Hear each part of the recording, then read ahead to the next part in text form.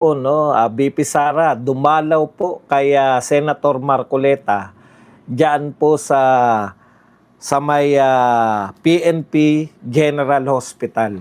Ngayon, sa mga hindi po nakakalam, kaya po nariyan si Senator Marcoleta, kahapon po nakaramdam po ng pananakit ng dibdib at saka batok, high blood.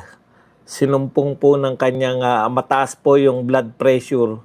Kaya sabi po ngayon ng mga doktor ay hindi po pwedeng umattend si Senator Marcoleta ng kanyang trial o kung ano man po yung court appearance na hinihingi po sa kanya.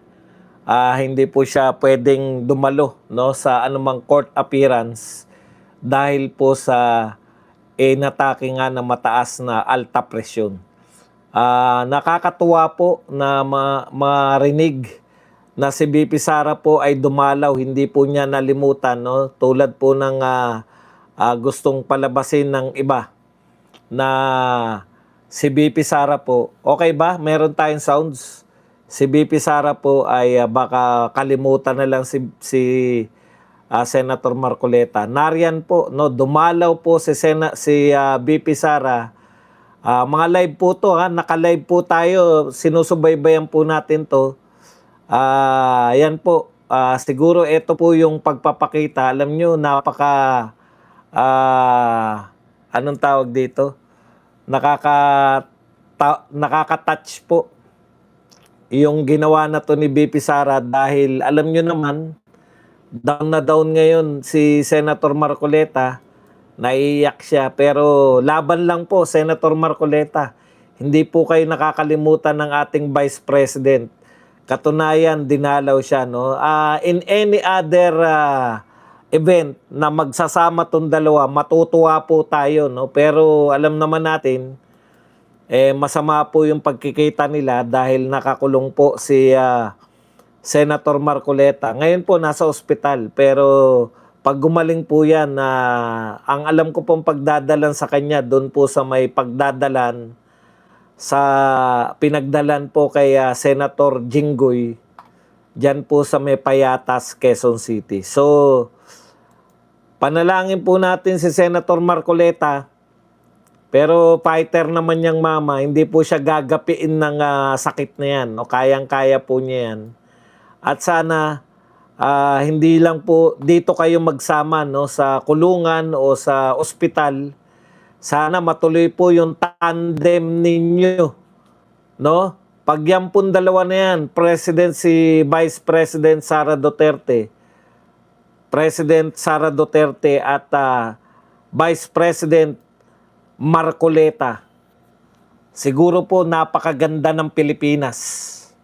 Yung isa, yung pong pang-araw-araw na trabaho ng isang Pangulo na hindi po nagagampanan ng ating kasalukuyang nakaupo sa Malacanang. At yung isa naman po maghahabol, magbibigay ng katarungan sa mga hahabulin po yung mga nagnakaw sa pinakamalaking korupsyon dito po sa ating bansa. Kaya napakagandang tandem po niyan. Ito po lahat na nangyayaring to sa mga nawawalan po ng pag-asa.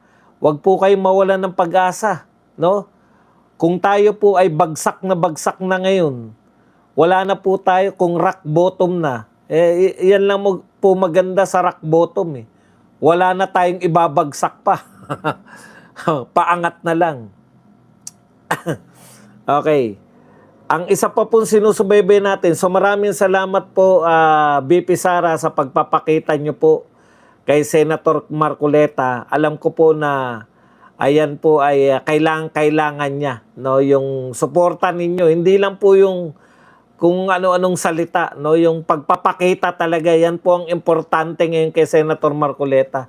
Kung po pwede nga lang makadalaw na dyan, kaya lang baka mabuwis. Makadagdag pa ako sa alala. Senator Marcoleta, bangon-bangon din. Kayang-kaya natin yan. Huwag kang magpagapi dyan sa karamdaman mo. Kaya natin yan. Babawian natin to lahat. No? Lahat ng mga magnanakaw, lahat ng mga gusto mong gawin bilang BRC chairman, pag vice president ka na, kayang-kaya mo yan. At saka suportado ka naman ng presidente ng Pilipinas.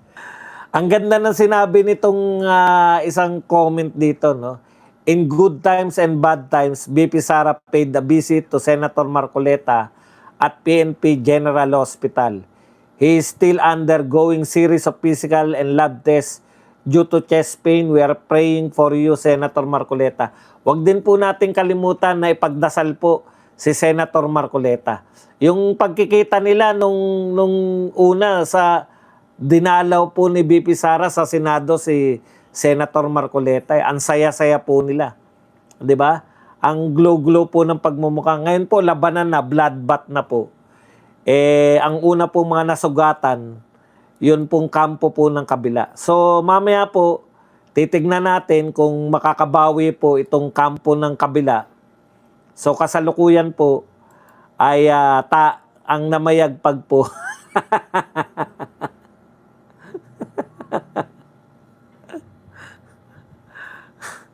Grabe.